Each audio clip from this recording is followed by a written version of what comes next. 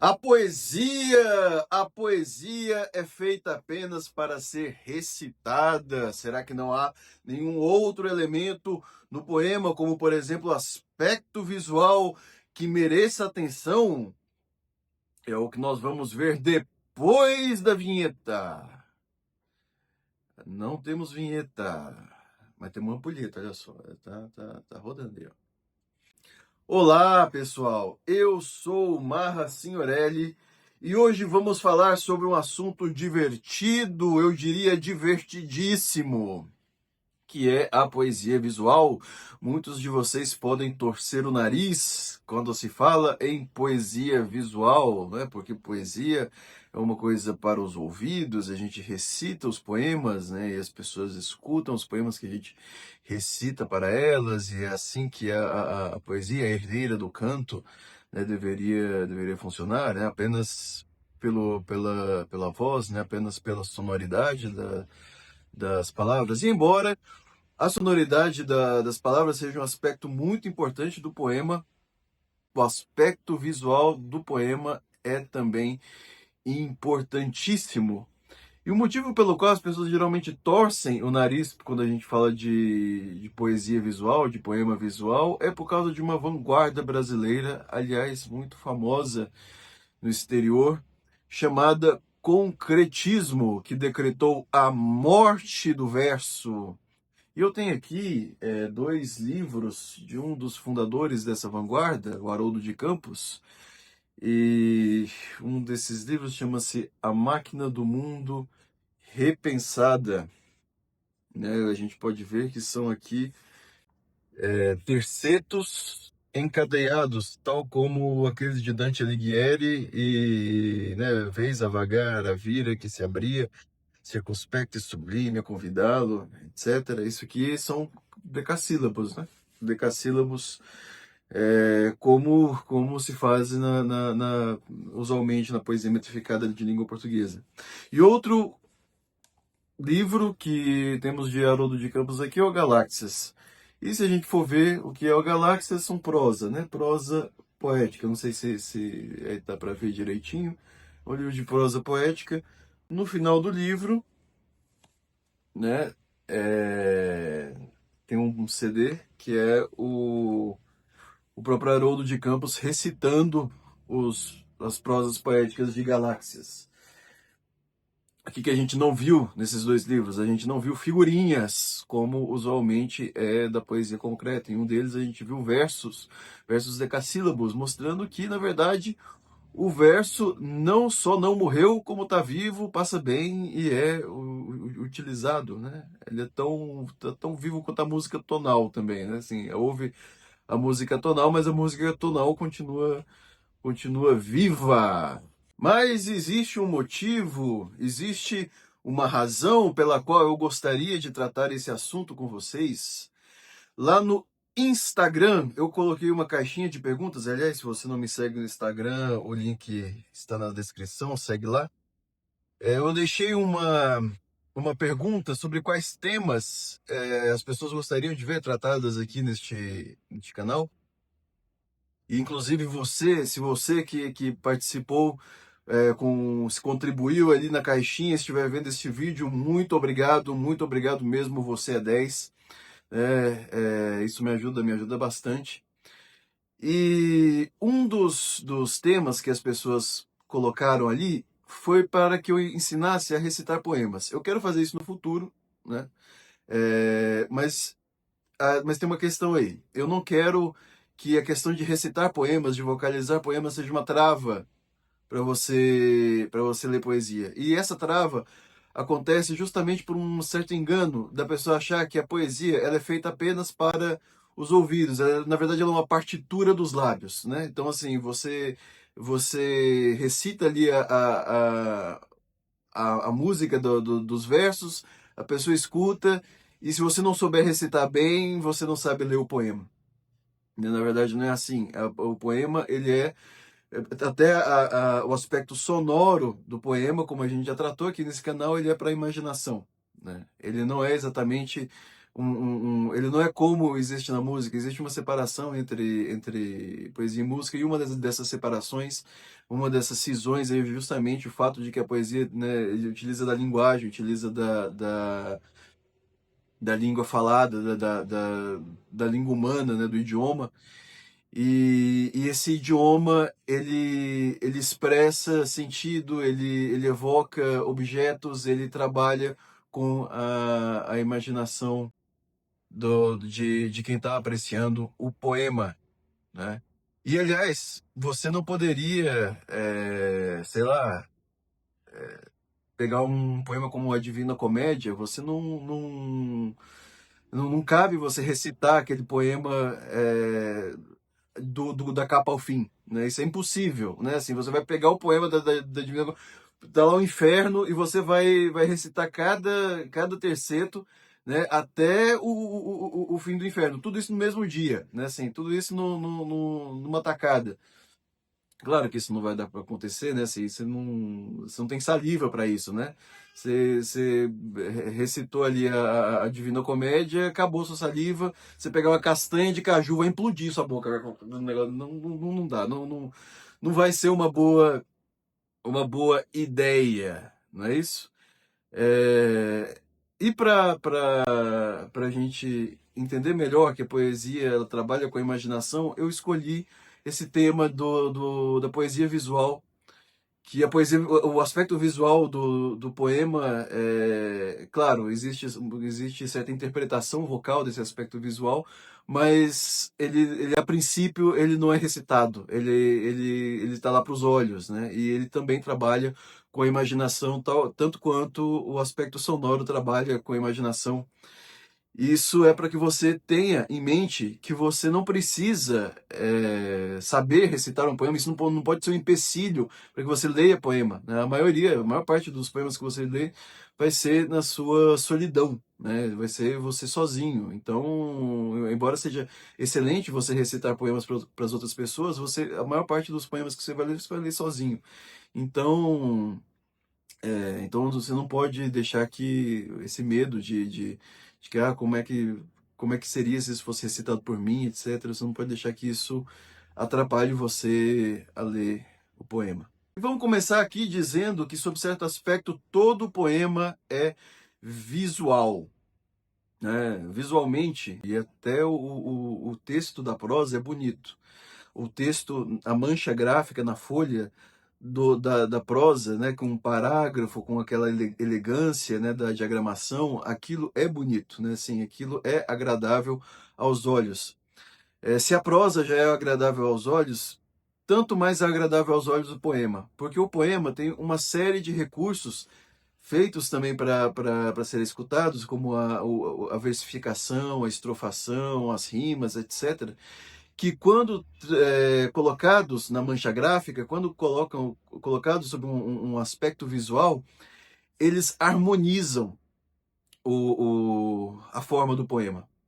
Então, por exemplo, os tercetos encadeados do Dante Alighieri é bonito de ver, né? Não é só bonito de ouvir, é bonito de ver também. Quem é mais curioso com literatura e já pesquisou sobre a forma soneto, ou quem é estudante de letras, né, e é obrigado a fazer as matérias de literatura, com certeza já ouviu dizer da elegância do soneto, tanto a elegância sonora do soneto até a mancha gráfica, né, do soneto elegante. Até Cruz e Souza, né, tem um soneto sobre o soneto, né, sobre a elegância do soneto. Então, você veja que a mancha gráfica, mesmo para os poemas que não são, a gente não chamaria de poemas figurativos, de poemas visuais, mesmo ali eles têm uma importância. Então, sob certo aspecto, todo poema é visual.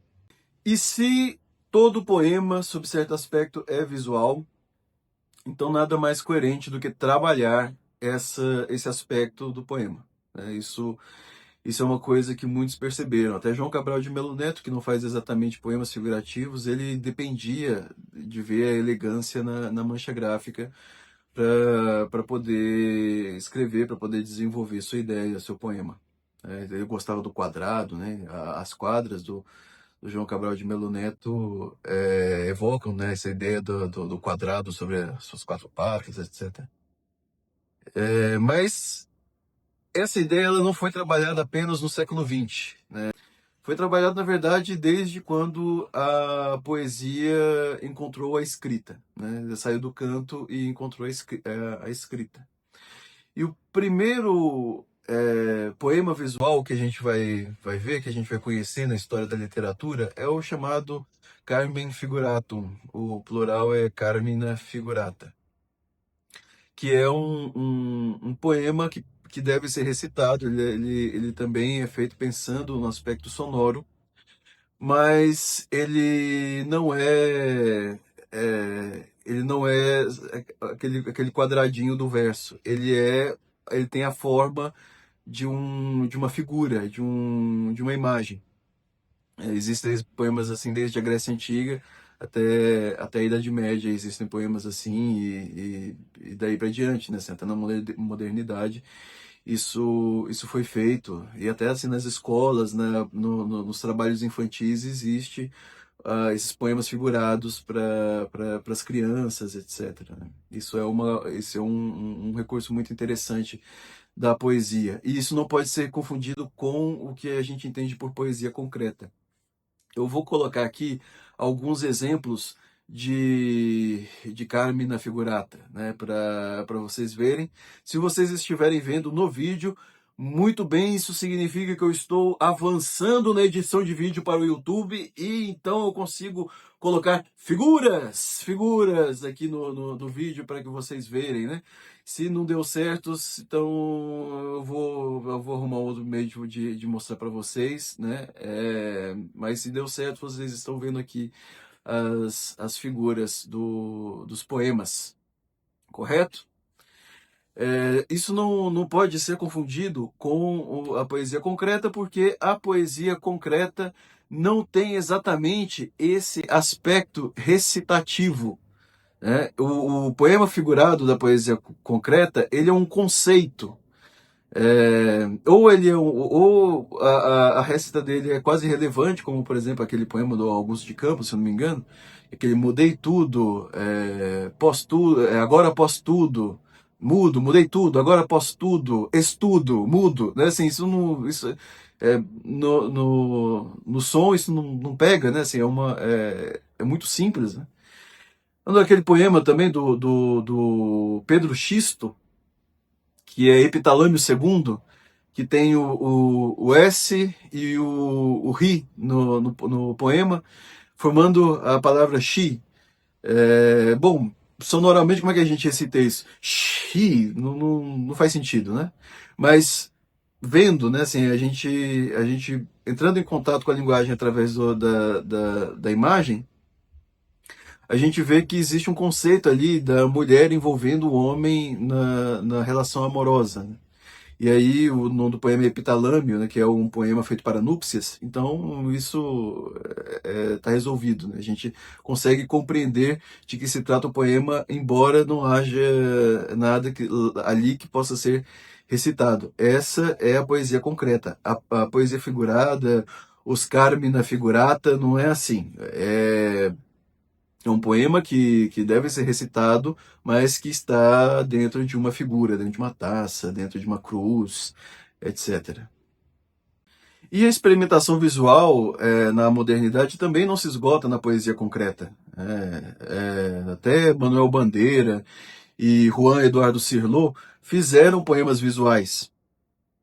E talvez um dos melhores exemplos de poesia visual são os caligramas, que é uma invenção de Guillaume Apollinaire, e é uma espécie de poesia cubista, em que existe uma figuração, né? Assim, você vê uma figura dentro dos versos, né? Os versos estão em formato de alguma coisa, mas eles podem ser lidos de diferentes maneiras, né? E isso muda o poema, isso muda qual é o primeiro verso, quais são as primeiras palavras, etc. Né?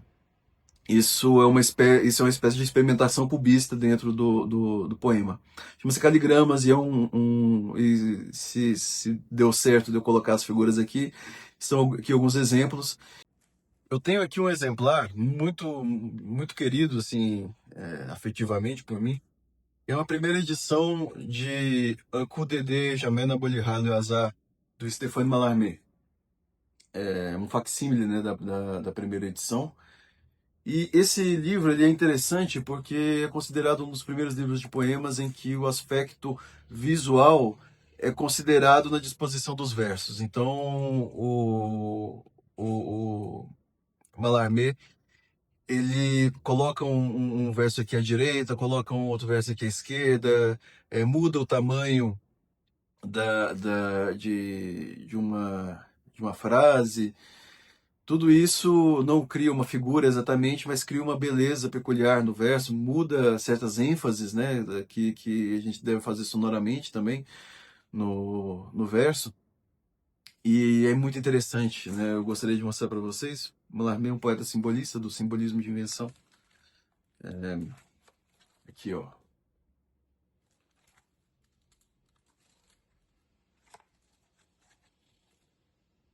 Né? Os versos eles estão dispostos de modo a não ser aquela disposição retilínea. Outro poeta que faz isso na língua portuguesa é Gerardo Melo Mourão, né?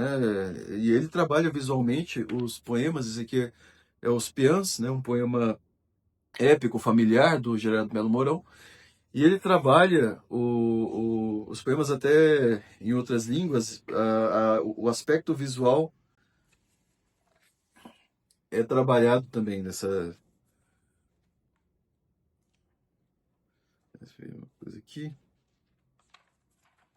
Veja só. O aspecto visual também é trabalhado nesse poema épico de Os Peãs, de Gerardo Melo Mourão. É um tipo de trabalho que é devedor do Mallarmé, na verdade, né? E outro poema também, esse é mais insuspeita a dívida com Mallarmé, é esse poema também de Gerardo Melo Mourão, Susana 3, Elegia e Inventário. Esse aqui é o poema erótico mais lindo da língua portuguesa. Eu estou aqui fazendo essa ousadia de pronunciar essas palavras. O poema erótico mais lindo da língua portuguesa é esse Susana 3, Elegia e Inventário. Ah, Marra, mas a gente tem Vinícius de Moraes. Vinícius de Moraes é um menino que está fazendo Kumon perto de Gerardo Melo Mourão, perto de Susana 3, Elegia e Inventário. E eu não estou fazendo pouco de Vinícius de Moraes, não, viu? Eu estou falando quão grande isso aqui é. E a disposição de versos, ela também segue um, uma sinuosidade, né? Um aspecto visual, como vocês podem ver, né? Muito parecido com aquele de Mallarmé. Aqui, justamente para fazer a representação da sinuosidade da beleza feminina, né? Aí o Gerardo encontrou essa forma também de fazer essa expressão visualmente no poema. O poema não é uma partitura para os lábios, não, de jeito nenhum. A maior parte da experiência que você vai ter com a poesia é lendo sozinho, né? Sozinho aí na sua casa, no seu canto. E é bom você ler para as outras pessoas, é bom você recitar, vocalizar para si mesmo e ler para quem quiser, né, escutar você lendo poesia. Isso é muito bom. Nós vamos ter vídeos aqui sobre isso, né, sobre como trabalhar esse aspecto sonoro, mas isso não pode ser impedimento, né? Se você não saber disso ainda, não pode ser impedimento para que você comece a ler poesia agora, né? Ou continue a ler poesia, caso você tenha parado por um tempo. Isso não pode ser impedimento, e o aspecto visual da poesia é uma prova disso. Você não tem como recitar exatamente o aspecto visual do poema e ele está lá, né? Assim, ele tá ali, está afetando a sua imaginação. Isso prova de que a poesia ela não serve apenas para ser recitada. Lanço agora um desafio. É isso, lanço um desafio para você que antes de você ler o seu próximo poema, fique um momento apreciando como ele é visualmente, né? Assim, pode ser, sei lá, ou pode ser um soneto, pode ser qualquer poema clássico, isso não tem importância. Mas antes de lê-lo, aprecie como é vê-lo, como é o aspecto visual dele, né? Veja se há na página outras coisas, como uma ilustração, algo que é exterior ao poema, mas que está ali fazendo parte do livro. Veja tudo isso e veja se isso afeta de alguma forma a sua leitura, se isso afeta de alguma forma a sua imaginação. É, se isso afeta a experiência que você tem com o poema. E é uma experiência excelente ter você aqui comigo. Eu aprecio muito a sua companhia, aprecio demais, então muito obrigado. É uma honra que você tenha assistido o vídeo até aqui. Se inscreva neste canal se você não é inscrito para receber novos vídeos. Ative as notificações, sim, para que você possa receber notificações dos próximos vídeos que chegarem. E curta este vídeo para que o algoritmo, nosso amiguinho algoritmo, mostre-o para mais pessoas. E é isso, muito obrigado e até mais. Pois entre brisa e brisa deixei de navegar em barco de silêncio. Tu, pássara amada, pássara lena, pássara de água em minhas mãos desfeita, tu, se as flautas te soprassem, voltarias? Ou tu, pássara leia, pássara de água em pétala e milagre, cataleia, asa, pétala, azaleia.